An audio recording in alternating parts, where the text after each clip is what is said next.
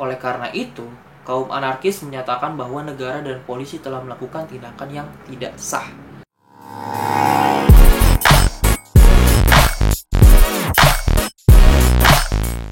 Assalamualaikum warahmatullahi wabarakatuh. Balik lagi di channel Abai 17. Kali ini kita akan membahas lebih lanjut apa yang ada di buku Pengantar Filsafat Politik, yang itu di bab 2-nya. Di bab 2 ada justifikasi negara. Justifikasi negara ini mungkin ada agak kedengaran cukup asing ya di telinga orang-orang yang awam gitu. Gue waktu pertama kali belajar juga bingung justifikasi itu apaan gitu. Ternyata setelah gue pelajari lebih lanjut, kira-kira pengertian justifikasi negara adalah usaha untuk pembuktian yang menyodorkan fakta yang mendukung hipotesis atau proposisi dari negara. Jadi kalau misalnya dibahasain gua ya, mungkin gini. Justifikasi itu adalah usaha untuk menunjukkan kenapa ada negara gitu. Kenapa manusia butuh negara gitu. Apa sih pembuktiannya kalau negara itu ada gitu. Mungkin singkatnya seperti itu. Tugas menjustifikasi negara konon adalah tugas untuk membuktikan adanya kewajiban politik universal. Menyatakan bahwa setiap orang memiliki kewajiban politik, dan kewajiban politik itu adalah kewajiban mematuhi setiap aturan hukum yang berlaku. Di sini ada cukup banyak penjelasan ya. Di dalam justifikasi negara ini, di antaranya ada kontrak sosial. Dalam kontrak sosial itu di dalamnya ada kewajiban voluntaristik, persetujuan secara diam-diam, persetujuan hipotesis, dan meninjau kembali anarkisme, serta utilitarianisme dan prinsip keadilan. Kita mulai pelan-pelan aja dulu, yaitu yang pertama adalah kontrak sosial. Kita kan manusia sosial gitu kan ya, yang selalu membutuhkan orang lain. Nah, manusia ke manusia itu untuk bisa menjalin kerjasama atau menjalin berbagai proyek misalnya, itu kan pasti ada yang namanya kontrak. Di kontrak sosial ini dibagi lagi nih beberapa bagian. Yang pertama adalah kewajiban voluntaristik. Voluntaristik itu yang kita tahu bersama pastinya adalah volunteer gitu, kayak volunteer. Volunteer itu kan sukarelawan gitu. Jadi kewajiban voluntaristik dari kontrak sosial adalah manusia yang sukarela gitu, istilahnya gitu, singkatnya gitu. Dan kewajiban voluntaristik ini dipertahankan oleh John Locke yang kita pernah bahas di video sebelumnya. Buat yang belum nonton di video sebelumnya, lihat di pojok kanan atas. Ini sorry gue baca aja ya biar nggak ada miss gitu ya. Bagi Locke, membuktikan bahwa eksistensi negara bisa dijelaskan secara voluntaristik harus ditunjukkan, entah bagaimana caranya, bahwa setiap individu yang ada dalam negara atau setidaknya setiap orang dewasa yang sudah cukup secara mental telah menyerahkan otoritasnya pada negara atau memberikan wewenang pada negara untuk mengatur dirinya. Jadi bagi Locke itu setiap orang dewasa, istilah kalau dalam agama itu mungkin balik gitu, manusia yang udah balik gitu, manusia yang kalau di negara misalnya manusia yang udah punya KTP 17 tahun ke atas gitu. Jadi setiap warga negara yang sudah dewasa itu telah menyerahkan otoritasnya pada negara. Jadi manusia dewasa itu udah menyerahin lah ke negara. Negara mau bikin hukum silakan gitu. Negara mau bikin peraturan silakan, kebijakan silakan gitu. Dan memberikan wewenang pada negara untuk mengatur dirinya. Dan lanjut ke bagian dari kontrak sosial, yaitu adalah persetujuan secara diam-diam. Menurut Locke, siapapun yang menikmati perlindungan dari negara sejak hari itu hingga seterusnya, ia diwajibkan menaati hukum yang diterapkan oleh pemerintah selama kenikmatan itu berada di bawah kekuasaannya. Misalkan gue lagi nyetir mobil gitu di jalan raya yang punya negara tentunya ya kan. Selama gue berkendara di negara tersebut, misalnya di Indonesia saat ini, misalkan gue berkendara, berarti gue harus mau nggak mau harus menaati peraturan yang udah dibuat oleh Indonesia. Karena gue menaati peraturan, ada kenikmatan bagi orang lain. Dan ketika orang lain menaati peraturan, ada kenikmatan di gue. Selama gue mendapatkan kenikmatan dari menaati peraturan atau orang lain menaati peraturan negara gitu, jadi gue harus selama itu pula menaati hukum yang udah dibuat oleh negara. Lalu di bagian ketiga dari kontrak sosial adalah persetujuan hipotetis. Sorry nih kalau ada kata-katanya yang agak salah atau keliru gitu. Jadi di buku ini ditulisnya persetujuan hipotetis. Dan setelah gue cari di internet atau mungkin keterbatasan ilmu gue juga, itu nggak ada namanya hipotetis yang gue tahu selama ini ya. Tapi ada namanya hipotesis. Jadi gue nggak tahu nih yang benar yang mana, hipotetis atau hipotesis. Untuk enaknya aja ya, kita akan menyebutnya dengan hipotetis, oke? Ini gue baca lagi ya. Di sini tertulis bahwa bisa jadi jalan terbaik untuk benar-benar memahami keterkaitan Anda dengan keberadaan suatu benda adalah dengan membayangkan ketidakberadaan benda tersebut di sisi Anda.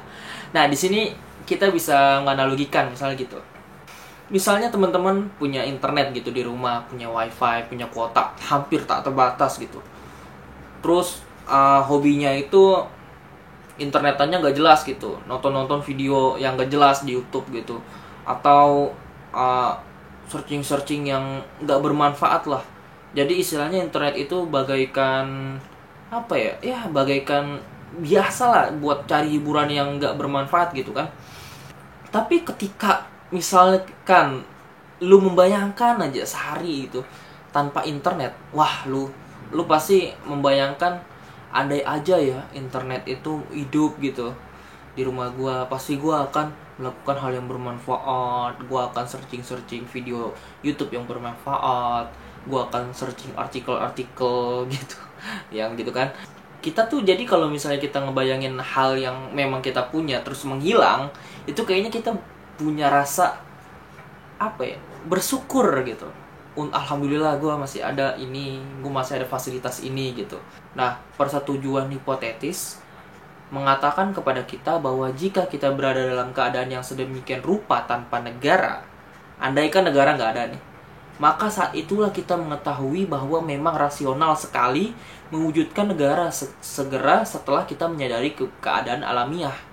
Jadi kalau kita walaupun sekarang kita udah tersekat-sekat oleh negara gitu ya, misalkan kita di Indonesia nih, bagaimana kalau Indonesia nggak ada ya, negara-negara lain nggak ada gitu, misalnya semua negara tuh nggak ada, kita semuanya berada di keadaan alamiah gitu, bagaimana ya?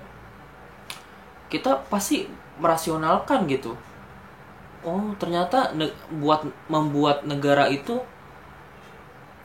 menguntungkan sekali buat saya gitu, bukan hanya buat saya doang, tapi keluarga saya, tetangga saya, teman-teman saya, guru-guru saya, dan semua orang yang ada di dunia ini gitu diuntungkan oleh adanya negara gitu. Bagian selanjutnya dari kontrak sosial adalah meninjau kembali anarkisme. Di video sebelumnya kita juga sudah menyinggung sedikit tentang anarkisme. Kita akan tinjau kembali anarkisme. Seorang anarkis ini atau penganut anarkisme ini kan nggak mendukung adanya suatu negara gitu kan. Jadi mereka pikir begini, tak seorang pun yang pernah bertanya kepada saya apakah kita harus memiliki negara. Dan polisi pun tidak pernah meminta izin kepada saya untuk melakukan tindakan yang mereka lakukan kepada saya. Oleh karena itu, kaum anarkis menyatakan bahwa negara dan polisi telah melakukan tindakan yang tidak sah. Ini menurut pandangan kaum anarkis. Jadi istilahnya gini loh, singkatnya mungkin. Misalnya saja ya, ini misalnya saja. Misalnya aja ada si A yang penganut anarkisme. Dia lahir di Indonesia. Dia lahir tumbuh berkembang, sekolah, kuliah, kerja sampai dia besar gitu. Terus dia masuk ke perkumpulan anarkisme gitu kan. Kan gue dari lahir gak pengen hidup di negara gitu. Gue pengen hidup tanpa negara. Jadi kenapa gue harus nurutin pemerintah ya? Kalau gue sendiri aja gak memilih untuk hidup di negara gitu. Dan begitu juga polisi gitu. Ketika misalnya kan si A ini yang penganut anarkisme ini lagi jalan naik mobil gitu, tiba-tiba dia ditilang karena nerobos lampu merah gitu kan. ditilang sama polisi. Si anarkis ini bilang, lah emang polisi pernah janjian sama saya gitu kalau misalnya saya merobos lampu merah terus saya ditilang? Kan enggak. Nah, pemikiran anarkis seperti itu. Lanjut ke bagian selanjutnya adalah utilitarianisme. Nah, kalau kita lihat di Google-nya gitu ya, utilitarianisme adalah suatu teori dari segi etika normatif yang menyatakan bahwa suatu tindakan yang patut adalah yang memaksimalkan penggunaan. Penganut utilitarianisme ini menganggap semua yang dia punya gitu, apapun yang dia punya harus bermanfaat bagi orang lain. Jadi harus memaksimalkan penggunaannya. Biasanya didefinisikan juga sebagai memaksimalkan kebahagiaan dan mengurangi penderitaan. Tokoh utilitarianisme yang cukup terkenal adalah Jeremy Bentham. Kalau teman-teman tadi mengetahui bahwa utilitarianisme itu adalah singkatnya memaksimalkan penggunaan gitu kan, memaksimalkan kemanfaatan gitu. Coba teman-teman searching Jeremy Bentham di Google gitu. Nanti ada seorang tokoh gitu, Jeremy Bentham, memang Jeremy Bentham. Saking dia pengen memaksimalkan apapun yang ada di tubuhnya, dia sampai mengawetkan mayatnya sendiri, tubuhnya sendiri gitu. Dia mungkin udah mewasiatkannya biar tubuhnya sendiri itu dimaksimalkan atau digunakan atau dimanfaatkan oleh orang lain gitu. Kita lanjut ke utilitarianismenya. Secara kasarnya nih ya, utilitarianisme menuntut seseorang untuk melakukan tindakan yang akan menghasilkan kebahagiaan yang lebih besar di dunia atau menghasilkan ketidakbahagiaan yang lebih kecil daripada tindakan-tindakan yang lain. Si penganut utilitarianisme ini, bagaimana caranya dia itu untuk menghasilkan kebahagiaan yang lebih besar, kesenangan, kemanfaatan, kegembiraan yang lebih besar, dan menghasilkan ketidakbahagiaan atau ketidaksenangan atau kesedihan yang lebih kecil gitu daripada tindakan-tindakan yang lain. Mudah-mudahan lu ngerti ya apa maksud gue ya.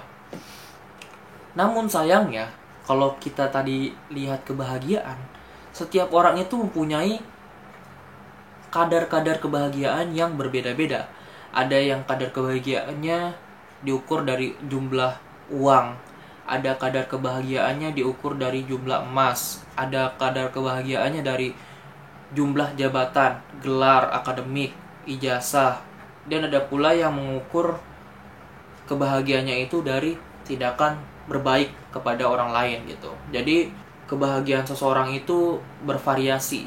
Kalau kebahagiaan semua orang itu bervariasi, utilitarianisme ini tidak bisa secara pasti mengukur kebahagiaan setiap orang, karena setiap orang kebahagiaannya berbeda-beda. Dan yang terakhir adalah prinsip keadilan. Di prinsip keadilan ini ditulis bahwa entah individu memberikan persetujuan atau tidak kepada negara, tetap saja tidak adil jika mereka menikmati banyak keuntungan dari negara tanpa harus menanggung beban untuk memproduksi keuntungan-keuntungan tersebut. Misalkan gue pengangguran gitu kan. Pengangguran tapi digaji gitu.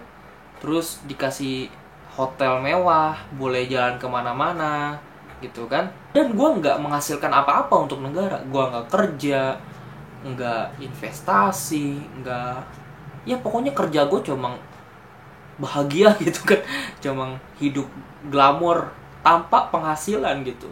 Jadi nggak mungkin gue bisa hidup seenak itu tanpa gue bekerja untuk negara, misalkan gitu kan.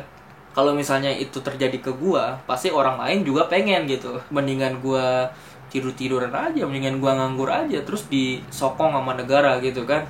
Jadi bisa dikatakan siapapun yang memperoleh keuntungan dari negara berarti memiliki kewajiban yang adil untuk mematuhi hukum negara, membayar pajak, dan seterusnya. Ada analogi yang cukup menarik di sini. Misalkan Anda dan ketiga teman Anda setiap pulang dari kerja mentraktir makan secara bergiliran. Di hari pertama hingga hari ketiga, Anda ditraktir oleh ketiga teman Anda tersebut. Namun di hari keempat, di mana seharusnya Anda yang mentraktir ketiga teman Anda malah langsung pulang, nggak mentraktir teman Anda. Pasti teman Anda ini akan tersinggung gitu. Kata teman lu misalnya gini, 3 hari yang lalu lu gue traktir, tapi ketika sekarang giliran lu traktir gitu kan, secara giliran lu malah cabut, kan gak enak juga gitu kan. David Hume menyatakan bahwa setiap kita akan diuntungkan bila hidup dalam suatu masyarakat yang diatur dengan norma-norma keadilan. Memang kita harus berkorban untuk jangka pendek, tapi keadilan akan membayarnya untuk jangka yang lebih panjang. Tapi, apakah memang benar bahwa ketaatan kepada hukum adalah demi kepentingan kita sendiri? Jika memang demikian, tampaknya sangat aneh jika kita dipaksa patuh pada hukum dengan ditambah ancaman hukuman jika kita melanggarnya. Jadi emang iya ya kalau kita itu menaati hukum karena untuk kepentingan kita sendiri. Kalau gitu kenapa kalau kita melanggar hukum ada ancamannya?